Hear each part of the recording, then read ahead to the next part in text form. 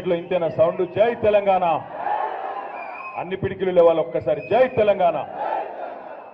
నాకు ఎందుకు డౌట్ వచ్చిందంటే మీరు గ్రాడ్యుయేట్ ఓటర్లేనా కాదా అని. చాలా మంది స్కూల్ పిల్లల్లా ఉన్నారు, ఇంకా చిన్న పిల్లల్లా ఉన్నారు. అందుకే డౌట్ వచ్చింది తప్ప మీ మీద నమ్మకం లేక కాదు. గౌరవనీయులు పెద్దలు నర్సంపేట మాజీ శాసనసభ్యులు, నిజానికి మాజీ అనాలంటే బాధగా ఉంది, మాజీ శాసనసభ్యుడు అనాలంటే బాధగా ఉంది, కానీ మంచి ఉద్యమకారుడు, ఉద్యమ బిడ్డ. మొదటి నుంచి నర్సంపేటలో గులాబీ జెండాని భుజాన వేసుకొని ఉద్యమ కాలం నాడు వరంగల్ రూరల్ జిల్లా ఉద్యమ బిడ్డ. తర్వాత మీ ఆశీస్సులతో మరి శాసనసభ్యుడిగా కూడా రాష్ట్రంలో ఏ నియోజకవర్గంలో చేయని కొన్ని వినూత్నమైన కార్యక్రమాలను కూడా నర్సంపేటలో చేసినప్పటికీ మరి కొన్ని కారణాల వల్ల మొన్న జరిగిన ఎన్నికల్లో కొద్దిసేపు ఓటమి పాలైనప్పటికీ ఎల్లవేళలా ప్రజల్లోనే ఎల్లవేళలా నర్సంపేటలోనే ఉంటూ మీకు సేవలు అందిస్తున్న అన్నగారు శ్రీ పెద్ది సుదర్శన్ రెడ్డి గారికి, గౌరవనీయులు శాసన మండలి సభ్యులు సోదరులు మా తమ్ముడు పోచంపల్లి శ్రీనివాసరెడ్డి గారికి, గౌరవనీయులు పెద్దలు ఈ నియోజకవర్గానికి సమన్వయకర్తగా విచ్చేసిన రవీంద్రరావు గారికి, అదేవిధంగా DCMS అధ్యక్షులు సోదరులు మన నాయక్ గారికి, అదేవిధంగా సోదరి పెద్ది స్వప్న గారు, తమ్ముడు సతీష్ రెడ్డి గారు, వేదిక పైన ఉన్న గౌరవనీయులైన ప్రజాప్రతినిధులు, ZPTCలు, మండల ప్రజా పరిషత్ అధ్యక్షులు, గౌరవనీయులైన వివిధ మండలాల పార్టీ అధ్యక్షులు, వేదిక పైన నేను ఎవరోళ్ళ పేర్లు అయితే చెప్తలేనో జర మనుషులనే తిట్టుకోండి, బయటకు తిట్టకుండ్రి. అందరికంటే ముఖ్యంగా వేదిక ముందున్న మా చెల్లెళ్ళు తమ్ముళ్ళందరికీ, ముందున్న పాత్రికేయ మిత్రులకు పేరు పేరున హృదయపూర్వకంగా నమస్కారం, హృదయపూర్వకంగా ధన్యవాదాలు. సుదర్శన్ రెడ్డి గారు 11 గంటలకే మీటింగ్ అంటే నేను నమ్మలేదు. ఇంత పొద్దున్నే ఎక్కడ పెడతావు, జర మీరు లొల్లి పని చేయరాదే, ఎవరు లొల్లి పెడుతున్నారు నీ మీద?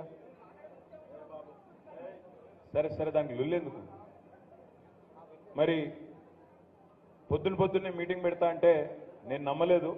కానీ బ్రహ్మాండంగా కేవలం గ్రాడ్యుయేట్ ఓటర్లతో మాత్రమే పరిపూర్ణమైన మీటింగ్ నిర్వహించినందుకు ముందుగా సుదర్శన్ రెడ్డి గారికి, మా పార్టీ నాయకత్వానికి హృదయపూర్వకంగా ధన్యవాదాలు. సోదరులారా, సోదరి మనులారా, మీ అందరితో హృదయపూర్వకంగా ఒకటే విజ్ఞప్తి. ఈ ఎన్నికతో లేదా ఈ ఎన్నిక ఫలితంతో మరి ప్రభుత్వం కూలిపోయేది లేదు, ప్రభుత్వం తారుమారు అయ్యేది లేదు. సరిగ్గా 6 నెలల కిందటనే శాసనసభకు ఎన్నికలు జరిగినాయి. ఆ శాసనసభకు ఎన్నికలు జరిగినప్పుడు మేమందరం కూడా పెద్దలు కేసీఆర్ గారితో సహా మేమందరం కూడా ప్రతి పట్టణానికి వచ్చినాము, ప్రతి నియోజకవర్గానికి వచ్చినాము. చాలా స్పష్టంగా మీకు చెప్పినాము, దయచేసి మోసపోకండి, మోసపోతే గోసపడతారని చెప్పి మరి ప్రతి గల్లీలో ప్రతి గ్రామంలో ఎక్కడికక్కడ చెప్పినాం. కానీ కారణాలు ఏమైనప్పటికీ ప్రజలు కొన్ని వాగ్దానాలను కాంగ్రెస్ పార్టీ అరిచేతిలో చూపెట్టిన వైకుంఠాన్ని నమ్మి కాంగ్రెస్ పార్టీకి అవకాశం ఇచ్చింది. ఏమన్నారు ఆనాడు 6 నెలల కిందట కాంగ్రెస్ పార్టీ నాయకులు? ఒక్కసారి దయచేసి గుర్తు తెచ్చుకోండి. నాకు తెలిసి బహుశా ఈ రూమ్లో కూర్చున్న వాళ్ళందరూ కూడా 95% మంది రైతు బిడ్డలు లేదా రైతు కుటుంబం నుంచి వచ్చిన వాళ్ళు అయి ఉంటారని నేను అనుకుంటా ఉన్నా. రైతు కుటుంబాల నుంచి వచ్చిన వాళ్ళు ఒక్కసారి చేయలేవట్టండి. దాదాపు 100%, కొద్ది మంది తప్ప 95% దాకా రైతు కుటుంబాల నుంచి వచ్చిన వారే ఉన్నారు. మరి రైతు కుటుంబాల నుంచి వచ్చిన బిడ్డలుగా, చదువుకున్న విద్యావంతులుగా నేను మిమ్మల్ని ఆలోచించమని కోరుతా ఉన్నా. 6 నెలల కిందట తెలంగాణలో వ్యవసాయం పరిస్థితి ఏంది, ఈరోజు ఏంది ఆలోచించండి. 6 నెలల కింద మీరు విన్న అందమైన నినాదాలు ఇవాళ ఎక్కడ పోయినాయి ఆలోచించండి. ఏమన్నారు ఆనాడు గౌరవనీయులు రేవంత్ రెడ్డి గారు? ఆ రోజు రేవంత్ అన్న మాట, నాకు ఓటు వేయండి, కేసీఆర్ గారు ₹1,00,000 రుణమాఫీ చేసినాడు, నాకు మీరు అవకాశం ఇస్తే నేను ముఖ్యమంత్రిగా బాధ్యత తీసుకున్న మొదటి రోజే మొదటి సంతకమే 2 లక్షల రుణమాఫీ మీద పెడతా. కేసీఆర్ గారి ద్వారా ₹1,00,000 రుణం మాఫీ తీసుకున్న వాళ్ళు కూడా అర్జెంటుగా బ్యాంకుకు పోండి, కొత్తగా ₹2 లక్షల లోన్ తెచ్చుకోండి. నేను రాగానే డిసెంబర్ 9 నాడు మొదటి సంతకం నేను పెడతా అన్న మాట గుర్తుందా? ఒక్కసారి గుర్తు తెచ్చుకోండి. కేవలం రుణమాఫీ ఒక్కటే కాదు, చాలా విషయాలు చెప్పినారు. మరి నేను మిమ్మల్ని అడుగుతా ఉన్నా, రైతు బిడ్డలుగా ఆలోచించమని కోరుతా ఉన్నా. డిసెంబర్ 9 నాడు రుణమాఫీ అన్నారు. డిసెంబర్ 9 పోయింది, జనవరి 9 పోయింది, ఫిబ్రవరి 9 పోయింది, మార్చి 9 పోయింది, ఏప్రిల్ 9 పోయింది, మే 9 కూడా పోయింది. ఇంకో 4 రోజులైతే జూన్ 9 వస్తుంది. 6 నెలలు గడిచిపోతుంది. మొదటి రోజే సంతకం పెడతా అని చెప్పి మోసం చేసిన రేవంత్ రెడ్డి గారు కాంగ్రెస్ పార్టీ మీద ఏం చేయాలి, విద్యావంతులు ఏ నిర్ణయం తీసుకోవాలో దయచేసి మీరు ఆలోచించాలి. అదేవిధంగా ఇంకొక మాట అన్నారు, కేసీఆర్ గారు 10,000 రూపాయలు ఇస్తున్నాడు రైతు బంధు, మా ప్రభుత్వం వస్తే 10,000 కాదు 15,000 ఇస్తాం, రైతు బంధు కాదు రైతు భరోసా అన్నాడు. కేసీఆర్ గారు భూ యజమానులకే ఇస్తున్నాడు, భూస్వాములకే ఇస్తున్నాడు, మా ప్రభుత్వం వస్తే కౌలు రైతులకు కూడా రైతు భరోసా ఇస్తా 15,000 ఇస్తా అన్నాడు. కేసీఆర్ గారు భూమున్నోళ్ళనే పట్టించుకుంటున్నాడు, మా ప్రభుత్వం వస్తే రైతు కూలీలను కూడా పట్టించుకుంటాం, నెలకు 1,000 రూపాయలు, సంవత్సరానికి 12,000 రూపాయలు మరి రైతు కూలీలకు కూడా ఇస్తా అన్నాడు. రుణమాఫీ జరిగిందా? జరగలేదా? నర్సంపేటలో ఏమైనా స్పెషల్గా జరిగిందా? జరగలేదా? జరిగితే జరిగిందని చెప్పండి, జరగకపోతే జరగలేదని చెప్పండి. జరిగిందా లేదా? జరగలేదు. పోనీ కౌలు రైతులకు రైతు భరోసా వచ్చిందా? 10,000 పోయి 15,000 వచ్చిందా? వ్యవసాయ రైతు కూలీలకు 12,000 వచ్చిందా?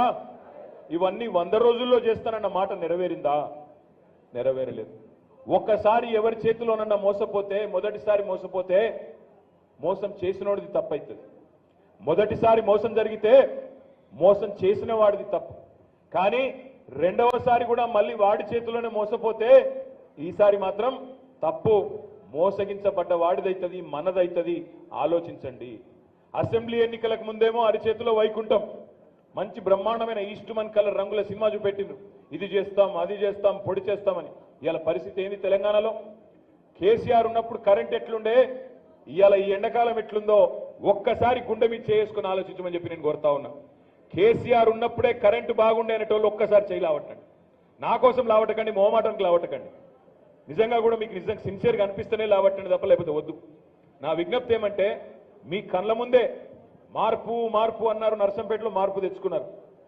మరి మార్పు బాగుందా? వచ్చిన మార్పు కరెంటు పోతున్నది, టైంకు విత్తనాలు దొరుకుతలేవు, టైంకు ఎరువులు దొరకవు, టైంకు రైతు బంధు పడదు.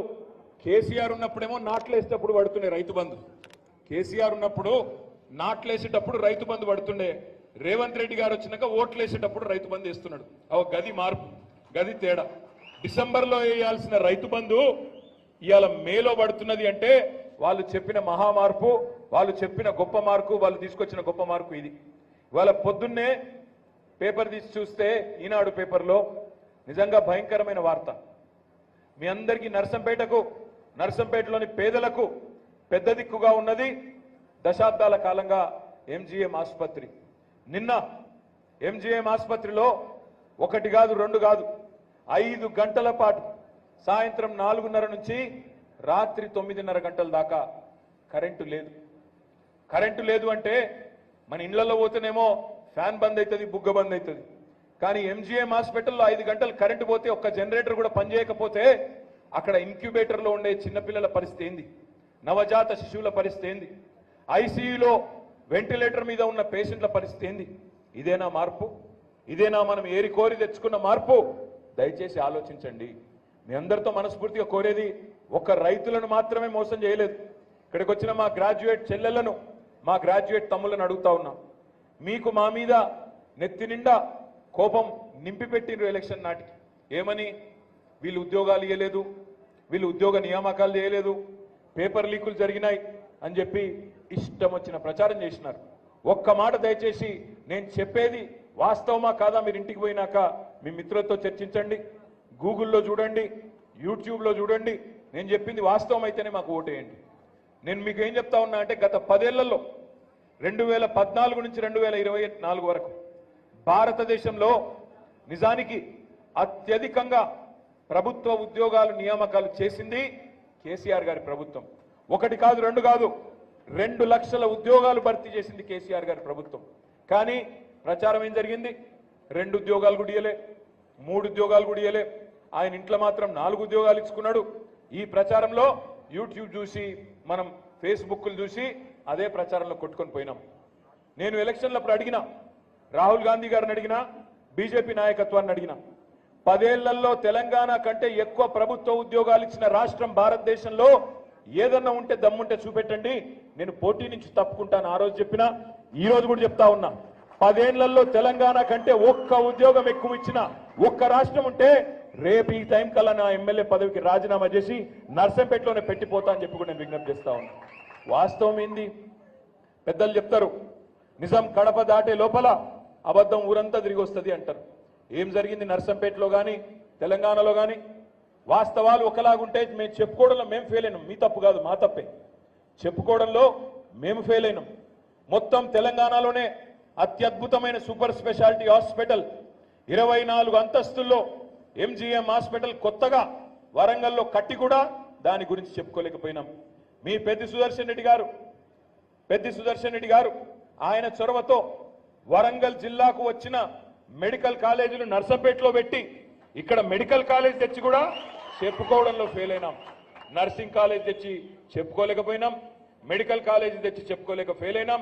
కనీసం డిగ్రీ కాలేజ్ కోసం కొట్లాడే నర్సంపేటలో మెడికల్ కాలేజ్ వస్తుందని కలలోనైనా ఎవరన్నా అనుకున్నారా?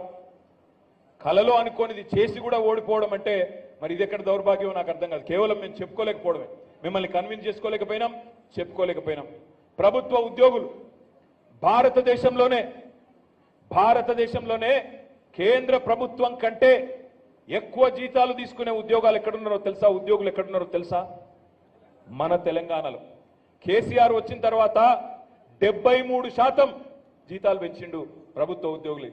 కానీ కేంద్ర ప్రభుత్వ ఉద్యోగుల కంటే ఎక్కువ జీతాలు పొందుతున్న రాష్ట్ర ప్రభుత్వ ఉద్యోగులు కూడా మాకు దూరమైనారు. ఎందుకో తెలుసా? 73% ఎక్కడో పోయింది, కానీ మొదటి తారీఖు రోజు జీతాలు పడలేదన్నదే మెయిన్ వార్త అయింది. కరోనా తర్వాత రైతు బంధు ఆగొద్దు, ఆసరా పెన్షన్లు ఆగొద్దు, కళ్యాణ లక్ష్మి ఆగొద్దు, పేదవాళ్ల కార్యక్రమాలు ఆగొద్దని చెప్పి కేసీఆర్ గారు అవసరమైతే ఎమ్మెల్యేలు, మంత్రులు, ఎంపీలు, ప్రభుత్వ ఉద్యోగులు ఓ 4 రోజులు ఆలస్యంగా ఇస్తే ఏమవుతుందా అని కొన్ని రోజులు కరోనా తర్వాత ఆపితే దాన్ని పట్టుకొని యూట్యూబ్లో గోరంతలు కొండంతలు చేసి, చిలువలు పలువలు చేసి, అసలు ప్రభుత్వ ఉద్యోగులకు జీతాలే ఇస్తలేరు వీళ్ళు అని చెప్పి బదనాం చేసి వాళ్ళు మాకు దూరమైంది.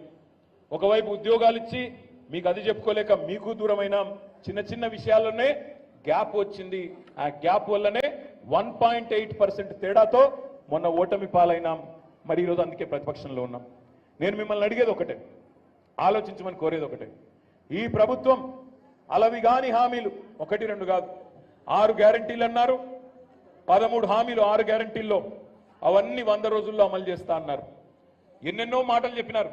ఒక్కసారి గుర్తు తెచ్చుకోండి. నాకు నిజంగా ఆశ్చర్యం అనిపిస్తుంది అప్పుడప్పుడు ఈ ముఖ్యమంత్రి గారి మాటలు వింటుంటే, ఈ ప్రభుత్వంలో ఉండే పెద్దల మాటలు వింటే నిజంగా ఆశ్చర్యం అనిపిస్తున్నది. ముఖ్యమంత్రి గారు మొన్న పార్లమెంట్ ఎన్నికల ప్రచారంలో చెప్తున్నాడు, 6 గ్యారంటీలకు గాను 5 గ్యారంటీలు అమలు చేసేసినా అయిపోయింది అంటున్నాడు. ఒక్కసారి మీరు చెప్పాలి నాకు, ఒక్క గ్యారంటీ అని అమలైందా పూర్తిగా? ఒకటే ఒకటి అమలైంది. ఏదది? Free bus. ఇక ఆ ఫ్రీ బస్సు అందం చెప్పగాదు. అలా ఆడోళ్ళేమో తన్నుకుంటారు, మగోళ్ళేమో తిట్టుకుంటారు. సీట్ల కోసం మీరేమో తన్నుకునుడు గుద్దుకునుడు అవుతున్నది, మగోళ్ళేమో టికెట్లు కొని మాకు సీటు దొరకపోయని వాళ్ళు తిట్టుకుంటాను. వాస్తవమా కాదా మీరే చెప్పాలి. అది తప్ప ఇంకొక్కటన్నా అమలైందా? నెలకు 2500 వస్తాయన్నారు. వస్తున్నాయా? నిజంగా మీరు అబద్ధం చెప్తున్నారు. నాకు వస్తున్నాయి, పక్కా వస్తున్నాయి. రాహుల్ గాంధీ చెప్తున్నాడు, మన నిర్మల్కి వచ్చిండు, 2500 చాలా అయినాయి, పడుతూనే ఉన్నాయి అంటుండ్రు. మరి నర్సంపేటలో పెద్ద సుదర్శన్ ఆపుతుండేమో నాకు తెలియదు, కానీ పడుతున్నాయట. ప్రియాంక గాంధీ చెప్తున్నది, ఉత్తరప్రదేశ్లో పడుతూనే ఉన్నాయి, తెలంగాణలో చాలా అయిపోయింది. మహాలక్ష్మి 2500 మా ఆడపిల్లల ఖాతాల్లో వేస్తూనే ఉన్నాం, రేపు దేశమంతా వేస్తామని చెప్పి అక్కడ పచ్చి అబద్ధాలు. 6 గ్యారంటీల్లో 5 అమలైపోయినాయని ముఖ్యమంత్రి గారి బొంకుడు. ఇవన్నీ కనబడతలేవా మనకు? మరి ఈ పరిస్థితుల్లో నేను మిమ్మల్ని అడుగుతా ఉన్నా, ఇక్కడ మీరందరూ కూడా దాదాపుగా ఏదో ఒక ప్రభుత్వ ఉద్యోగం నాకు రావాలి, ప్రవేశ పరీక్షలు రాయాలి, జాబ్ క్యాలెండర్ రావాలి, రిక్రూట్మెంట్ జరగాలని కోరుకునేటోళ్ళే 95-96% మీరు ఇక్కడ ఉన్నారు.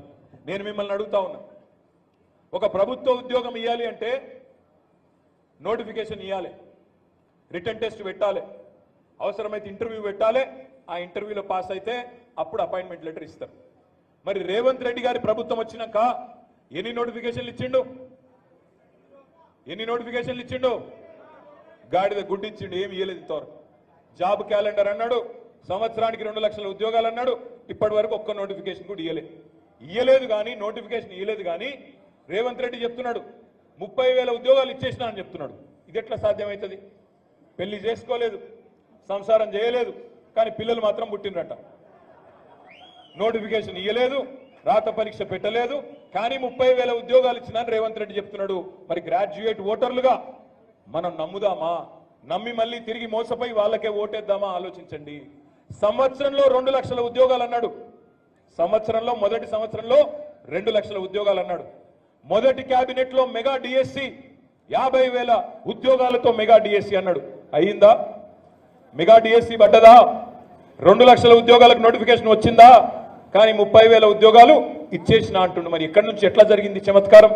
ఎట్లా జరిగింది అంటే ఆ ఉద్యోగాలు కేసీఆర్ గారి ప్రభుత్వంలో ఇచ్చిన ఉద్యోగాలు ఆనాడు పరీక్షలు పూర్తయి కేవలం లీగల్ సమస్యలు మిగిలితే, చిన్న చిన్న సమస్యలు మిగిలితే, అది ఈయన రాగానే పూర్తయితే ఆ కాగితాలు ఇచ్చి నేనిచ్చిన ఉద్యోగాలు అని చెప్పి అలా అదరగొడుతున్నాడు రేవంత్ రెడ్డి గారు. మళ్ళొక్కసారి మోసం చేసే ప్రయత్నం చేస్తున్నాడు రేవంత్ రెడ్డి గారు.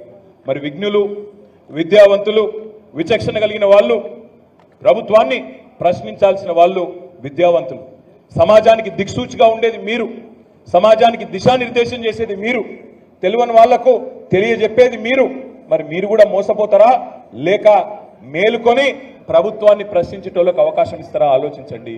ఇవాళ మా పార్టీ తరఫున, బీఆర్ఎస్ తరఫున ఒక విద్యావంతుడు తమ్ముడు ఇక్కడ చేరుకుంటున్నాడు, ములుగు నుంచి బయలుదేరుస్తున్నాడు.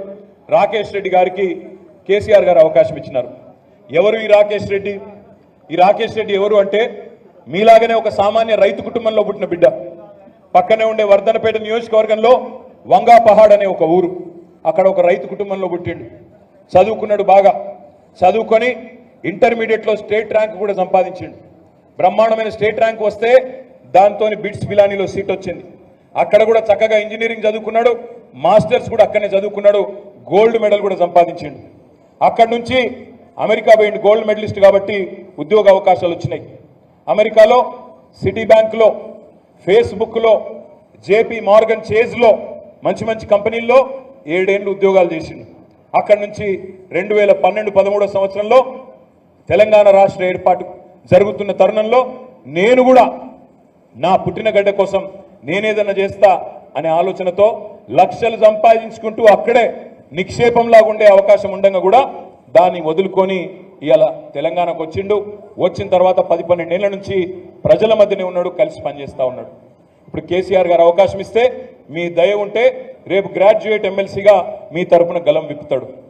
మరి వాళ్ళ అవతల వైపు ఎవరున్నారు? కాంగ్రెస్ పార్టీ అభ్యర్థి ఎవరైనా, ఆయన ఎవరో మీకు బాగా తెలుసు. తెల్లారి లేస్తే బూతులు తిట్టుడు, తెల్లారి లేస్తే పచ్చి గలీజ్ మాటలు మాట్లాడుడు, వెకిలి పనులు చేసుడు. గుణగణాలు, అభ్యర్థుల గుణగణాలు చెప్పినప్పుడు ముఖ్యంగా గ్రాడ్యుయేట్ ఓటర్లు మీరు తెలుసుకోవాలి. ఇటు దిక్కేమో మంచి బ్రహ్మాండమైన గోల్డ్ మెడలిస్ట్ ఉన్నాడు రాకేష్ రెడ్డి, ఇంకో దిక్కేమో మీ మెడలో ఉండే గోల్డ్ గుంజుకునే బ్లాక్ మెయిలర్ ఉన్నాడు. మరి కాంగ్రెస్ పార్టీ నుంచి ఆలోచించుకోండి. దందాలు చేయడం, నేను అంటలేను దందాలు చేస్తుండవు, ఉత్తగానే అంటలేను, అకారణంగా అంటలేను. ఆయన అఫిడవిట్ ఆన్లైన్ ఉంది, కావాలంటే మీరు చూసుకోవచ్చు, ఎలక్షన్ కమిషన్ వెబ్సైట్లో ఉంది. అఫిడవిట్ తీయండి. తీన్మార్ మల్లన్న అఫిడవిట్లో ఆయన రాసుకున్నాడు 56 కేసులు ఉన్నాయి ఆయన మీద, క్రిమినల్ కేసులు 56. ఎట్లాంటి కేసులు? ఆడపిల్లల ఫోటోలు మార్ఫింగ్ చేసిన కేసులు, గూగుల్కి వెళ్ళి డౌన్లోడ్ చేసి అమ్మాయిల బొమ్మలు మార్ఫింగ్ చేసిండని పెట్టిన కేసులు, మీ అనుమతి లేకుండా, మీ పర్మిషన్ లేకుండా మీ ఫోన్ నెంబర్ని తీసుకుపోయి యూట్యూబ్లో, ఫేస్బుక్లో పెడితే దాని మీద పెట్టిన కేసులు, బ్లాక్ మెయిలింగ్ చేసి, దందాలు చేసి, బెదిరించి ఒక కుటుంబం మొత్తమే ఆత్మహత్య చేసుకోబోతే ఆ కుటుంబం ఇచ్చిన కంప్లైంట్ మీదకి వెళ్ళి కేసులు. మొత్తంగా చూస్తే అద్భుతమైన చరిత్ర. కాంగ్రెస్ పార్టీ ఎంత గొప్ప ఎంచుకున్నదంటే గ్రాడ్యుయేట్ల ప్రతినిధిగా ఒక 56 క్రిమినల్ కేసులు, 74 రోజులు చెంచల్గూడ జైలు జీవితం అనుభవించిన ఒక మహానుభావునికి కాంగ్రెస్ పార్టీ టికెట్ ఇచ్చి నువ్వు మింగట పెట్టింది. మరి నేను మిమ్మల్ని ఒకటే అడుగుతున్నా, గ్రాడ్యుయేట్లకు ప్రతినిధిగా ఎవరు ఉండాలి? ఒక వైట్ కాలర్ వర్కర్ ఉండాలనా, ఒక బ్లాక్ మెయిలర్ ఉండాలనా, ఒక గోల్డ్ మెడలిస్ట్ ఉండాలనా, లేకపోతే ఒక క్రిమినల్ 56 కేసులున్న క్రిమినల్ ఉండాలనా? దయచేసి ఆలోచించండి. మాకు ఈ ఒక్క సీటుతోని గవర్నమెంట్ రాదు, గవర్నమెంట్ పోదు. కానీ ఏం జరుగుతుంది రేపు రాకేష్ రెడ్డి గెలిస్తే అంటే నర్సంపేట యువత తరపున, నర్సంపేట గ్రాడ్యుయేట్ల తరపున రేపు శాసన మండలిలో గల్లాబట్టి అడిగే పరిస్థితి ఉంటుంది. ఏమైంది నా 2 లక్షల ఉద్యోగాలు, ఎక్కడ పోయినాయి నోటిఫికేషన్లు అని అడిగేటోడు ఉండాలంటే అక్కడ మాట్లాడే దమ్మున్నవాడు ఉండాలి. ఇవాళ ప్రభుత్వాన్ని ప్రశంసించేటోడు కాదు, ప్రభుత్వాన్ని ప్రశ్నించేటోడు ఉండాలి. ఇవాళ కావాల్సింది ఇప్పుడున్న పరిస్థితుల్లో ప్రజాస్వామ్యం పరిడవిల్లాలంటే ఉండాల్సింది, అక్కడ నిలవాల్సింది ఇవాళ బాకాలుదే జర్నలిస్టులు కాదు, బాకాలుదే ఎమ్మెల్సీలు కాదు. ప్రభుత్వం బాజా బజాయించేటోళ్ళు ఉండాలి, ప్రభుత్వాన్ని గల్లబట్టి అడిగేటోళ్ళు ఉండాలి.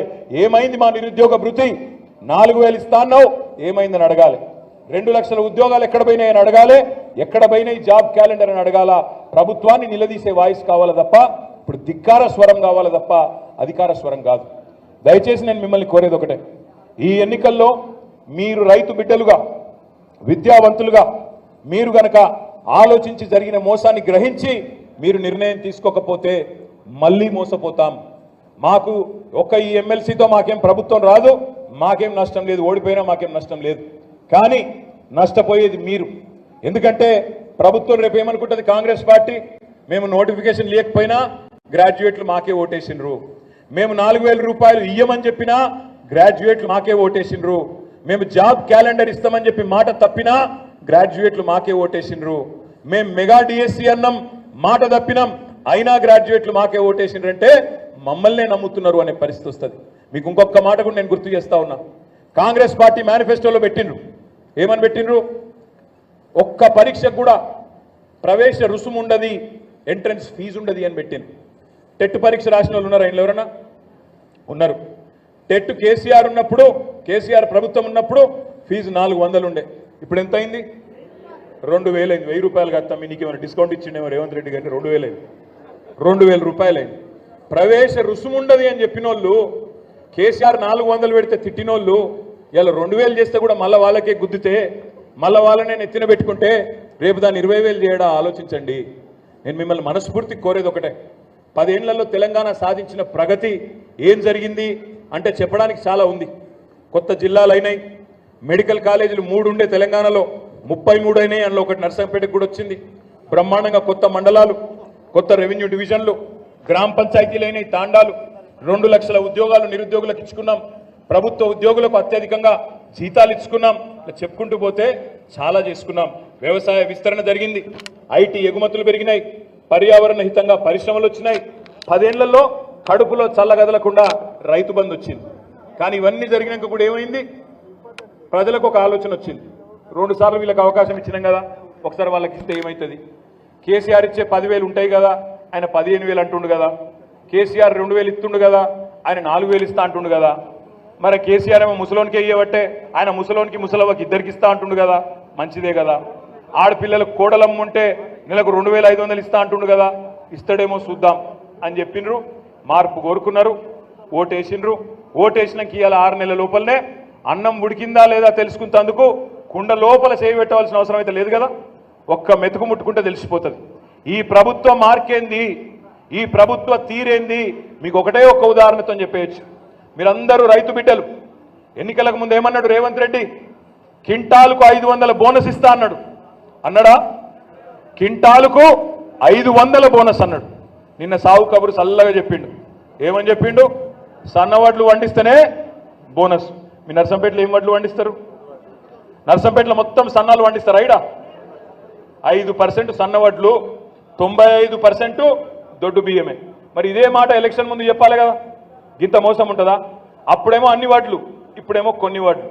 అప్పుడేమో అన్ని వడ్లకు ఇస్తాం బోనస్, ఇప్పుడేమో బోనస్ బోగస్ అయ్యింది. ఇవాళ కేవలం సన్నవడ్లు అంటే నర్సంపేటలో 5% మందికే ఇస్తా అంటుండు. ఆ 5% మంది కూడా తీసుకోరు. ఎందుకు తీసుకోరు ఎరికేనా? సన్నవడ్లకు మార్కెట్లోనే మంచి రేటు ఉంది. అప్పుడప్పుడు 2200 ఉంది, అప్పుడప్పుడు 25 ఉంది, అప్పుడప్పుడు 27 ఉంది, అప్పుడప్పుడు 3,000 రూపాయల దాకా వస్తుంది. ఇక మరి 3,000 రూపాయలు మార్కెట్లో ప్రైవేట్ వాడు ఇయ్యంగా గవర్నమెంట్ ఇచ్చే బోనస్ మళ్ళీ ఎప్పుడు వస్తుందో తెలియదు. దానికోసం ఎవరు చూడరు. ఒక గది మోసం అంటే ఇట్లుంటుంది.